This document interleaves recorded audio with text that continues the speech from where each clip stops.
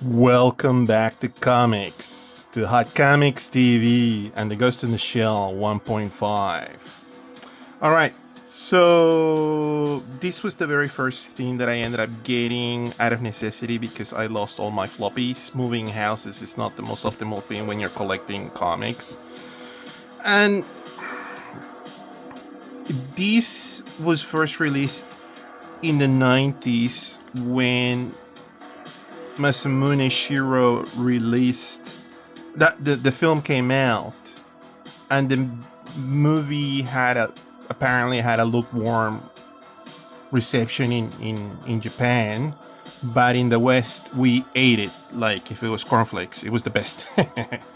It was the best cereal ever. And after the success of the film, he ended up releasing these other chapters. I think it's like 4 or 5 chapters on this collection, and I'm of the opinion, I've talked to friends and people that like Ghost in the Shell, that these are some of the stories that he couldn't fit in the first book. So then Dark Horse released this very small edition, which I just don't understand why they ended up, oh my god, $17 that they released, and it was just this compact sort of Takobon. And yeah, so when this trade paperback or the slipcase that came in with the other 2 books, I ended up going for this, and because you have that disease that I have and you had to have everything that this man has published, I ended up buying it again. So it is it's an upgrade. So if you have been in the fence for that, that's a good thing to do. So yeah. So going back to this story, I'm of the opinion that these were some of the things that were cut out from the first book that he couldn't fit in, maybe, and ideas that he hadn't explored. He ended up inserting a new character, and because the entire cast comes back except the Major. The Major's gone private or rogue or whatever. No, she's gone private. She's just not part of Section 9 anymore. And this is after her merger with the Ghost in the with the Puppeteer. And there's something to be said about all of this, is that Masamune Shirow has a lot of criticism because a lot of people are going, oh, this is very convoluted and all of that, but he's doing this exploration, and that's his unique vision about how he's doing these sort of these sort of stories. Like, he puts a lot of information, like for example here he puts a lot of footnotes about what's happening with the technology. You can tell that he cares about that a lot. So yeah, so this is again coming back after the success of the film, and he's inserting tropes, and we'll look at that as we go through the book. So yeah, anyway, going back to it, I ended up buying this small book because this book originally I don't think it was translated until the 2000s, because this came out in the 90s. And that's where my confusion was with this book, because I ended up reading all of this out of sequence, and then when you read it, you go, oh, you don't need to have read it in sequence. But anyway, these were the works that came out right after the movie and the success of the film. And I think that was in 2000, early 2000s. Yeah, it's 2003, so there you go. It's cool. It's cool to have it at this scale, because you can actually take this thing with you. And the floppies were a little bit bigger than that, like the other floppies that I have shown before.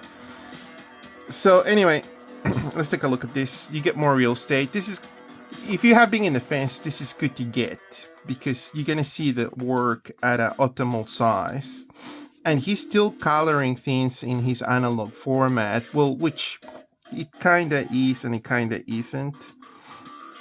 He's applying textures, which I think in the Depot book he explains. I remember reading translations of that book that he would photograph metallic surfaces, and also he would have digital assets, and then he would mask on top of inner layers in Photoshop and then apply them onto the panels. As you can sort of see, that's what he's doing in here, like that texture there, that metallic texture. He would have done that way to give it more, volume to the image. But he's still doing a lot of marker, what do you call it, Copic marker sort of coloring. Maybe he's using those other Pentel brushes, markers. They are alcohol based, which is quite beautiful to see. This is a lost art now because everything's gone digital. Now he's fully embraced the digital format of coloring.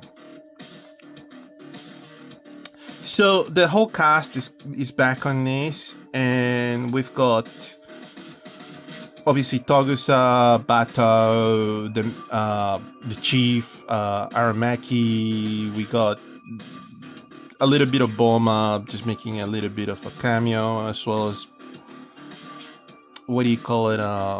Togusa, Ishikawa, and the new guy is Asuma,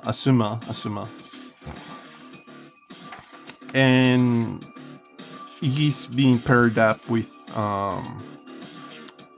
Togusa, and Togusa looks like he's from Miami Vice with the mullet. The Major only does make a cameo in this because she's obviously gone rogue by this stage, and she's just merged with the puppeteer, and that's part of the differences between the film and this series, because in the manga the puppet master is just condensed into one chapter of the first manga run, and then the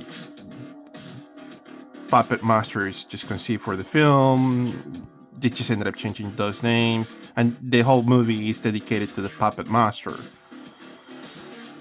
So again, in the first manga set, you got fragmented chapters, small chapters. That's the collection of this book.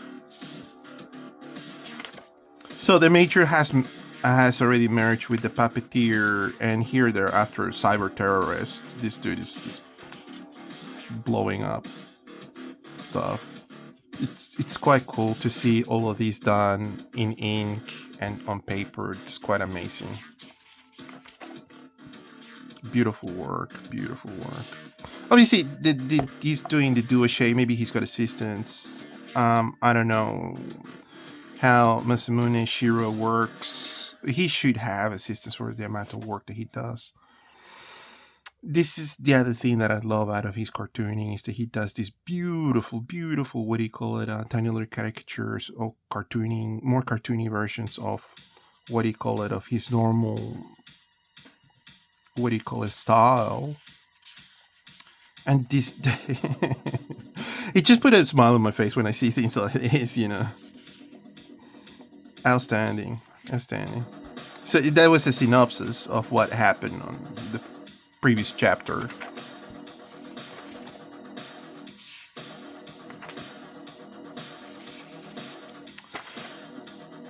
Beautiful work. It's all ink on paper with the duo shade, a couple of little bit digital effects. Maybe he's doing the duo shade and the sepia tone on digitally by this stage. There's a caricature of him on the first Dark Horse edition, and he's got a Xerox and a bunch of other things in there.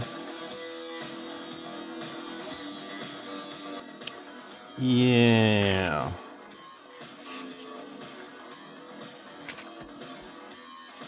If you want to jump onto this book, I strongly recommend that you read the first book, because you'll come in and you'll be asking questions. What's going on? Who's this Major? So here's the Major now, beautiful edition, or illustration of it. It's all pencils. And he's coming and is he airbrushing this? This is a full pencil drawing that he's either airbrush on top. He has to be. What an interesting way, a method of doing illustration. Wow. Now the majors come back with this, what do you call it, drones, these insect-like drones. Again, he's applying that texture, those metallic textures, which I'm assuming he's doing it out of, like he's taking a photograph acid and he's just masking these areas and he's just applying that. Beautiful stuff. Again, he's doing that on these. Let's take a look at these pages in a smaller format. This is where I get a bit upset when I pick up these things and I start remembering that I have my floppies. Yeah, it looks better on these reproductions, a little bit more burnt, more vivid, because this has got glossy paper where this is matte paper. And I believe that this Kodansha edition's got the same translation from Dark Horse. And here's their major coming back. Let's take a good look at her. Awesome work, awesome work. The major. Such a cool character.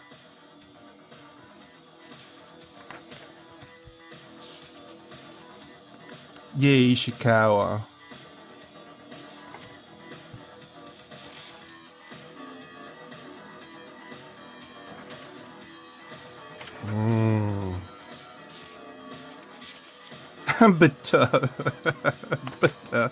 but there's like in a cyber relationship with this digital woman, right? I don't know how that works, but because they're talking face to face, right? But it turns out, I'm gonna spoil it. He's like dating a something 90-year-old man. It's quite bizarre. Oh, it's so wrong. So wrong. So the Asumi's going, who's this chick? Right? It's the major. Like, major? What are you doing here? You know, like she finally comes back. And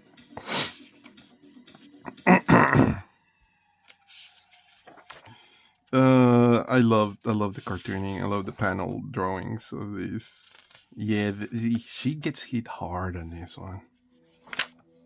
And we got a little bit of a reminiscent moment from the movie on this one. You'll see, beautiful work. This is the reason why you should jump onto this hardcover slipcase, because the real estate that you get out of this book, it's a lot bigger. Here we go. That's, if that's not from the movie, I don't know what is. So Masamune sure is getting inspired by the film. So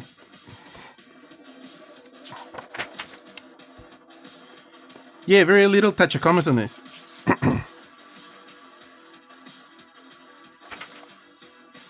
The major getting trashed, not caring, because she can bunny hop to another body. Yeah, Tachikamas. And these Tachikamas are, I dare to say, these are 3D assets. This is like total 3D image being inserted into the panel. So I'm assuming that by this stage, this is 90s. This is 90s 3D. Masamune Shirow would have had assistant, unless he's doing the whole bulk of the work by himself. Because apparently, from what that's Batel having he's in a relationship with this old man. I don't know. I would dare to say that he would have had assistants going back to the whole thing, but maybe he didn't, because apparently they took a long time to come out. This manga. I mean, we got the translations until 2000, so that's cool character design.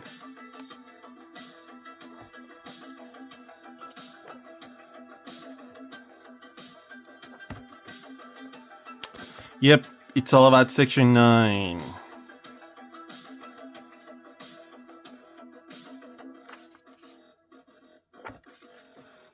busting out what do you call it? Cyber terrorists. Boma. Fun fact: Boma was the voiced in the section complex on the complex animated series, standalone complex, by Juve, the actor who played Juve in the Ninja Scroll. But he only does very, very small voices in that. Yeah. Anyway, what a book. Anyway, oh wow. Again, awesome character design, awesome illustration, digital illustrations here. How Masamune Shirow does this. And he's the only one that does these sort of flat hair digital compositions. Very inspiring. That's all I gotta say. Very inspiring. So anyway, going just to finalize this is quite a beautiful book, quite beautifully rendered, illustrated, and narrated by the master. So if you are a fan of the Ghost in the Shell, this is a must. If you have been in the fence and you didn't know what you were getting into, it's a good upgrade because you got it all encapsulated in one hardcover. And yeah, so it's a good Kodansha production, you know, at the end of it all. And you're looking at a bigger comic book. So yeah. Anyway, please like and subscribe and all those good things. And thank you so much for your time. You have a lovely day. Take care. Bye-bye.